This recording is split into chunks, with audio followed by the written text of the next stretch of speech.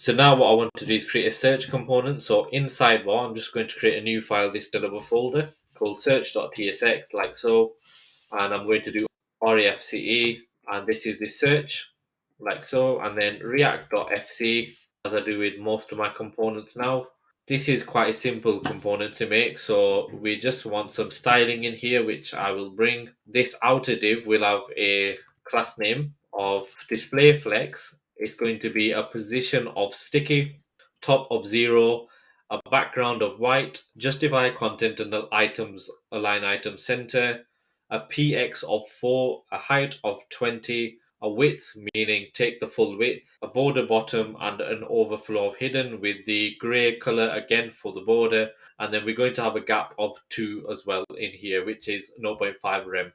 What I'm also going to do is bring the rest of the component in here. So we essentially have a search icon that we are styling with the text of grey of 600 coming from Tailwind CSS. We have an input which has a class name of border none, which shows that it doesn't have a border, and an outline with a background of grey 200, and this is taking up the full width.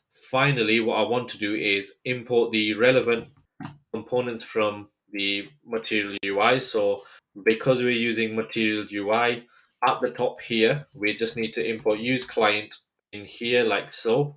So now if I save, what I also want to do is go into my chat sidebar module and then import the search component in here like so. So now that's imported. If we save all and then go into here, this will now refresh. And as you can see, we now have a search component being rendered with a filter list icon there. And what I'm going to do is I'm going to also give this header a background of white. So if we go into sidebar header index like so, at the end of here, we have a BG of gray of 200. So I'm just going to change this to white.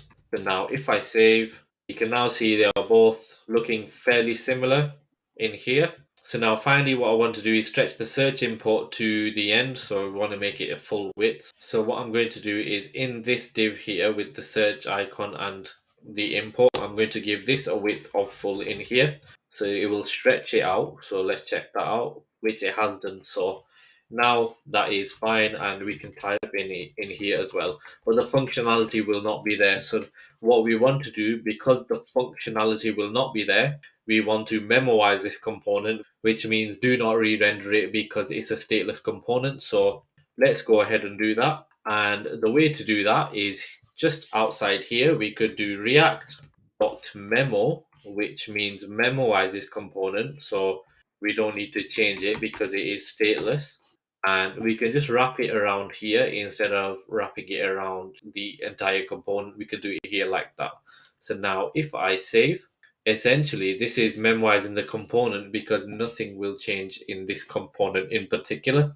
So if we now type in here, it should not re-render anything. So next up is the archive, which is quite a simple component to make as well. It's similar to the search where it's going to be stateless. So let's go ahead and quickly make that one. I'm just going to bring it in from my finished build. So archived.tsx, which is going in the components sidebar folder. And if I just paste this in, essentially it's using client again because we are using the material UI move to inbox icon. And this again is a react.fc. So at the moment, we are keeping things quite simple in this new Next.js 13 build. So it'll get more complicated shortly and we'll discover more functionality. So now all I need to do is import this from the relevant components file. And again, what I could do is wrap this in react.memo because it is a stateless component. And now if I save all, this will refresh and you can see here we have the archived as well just in here. So now what I want to do is go back into my chat sidebar. We can delete these comments now because we've done them. And next we want to move on to chat. So what I want to do is add a encrypted message as well. So let's bring that in, which shows at the bottom of every single chat, which is essentially just a p tag. I don't really want to focus on this, but your personal messages are end-to-end encrypted, which essentially is this piece of text here that will come after the chats. So now what we want to do is look at data fetching with Next.js.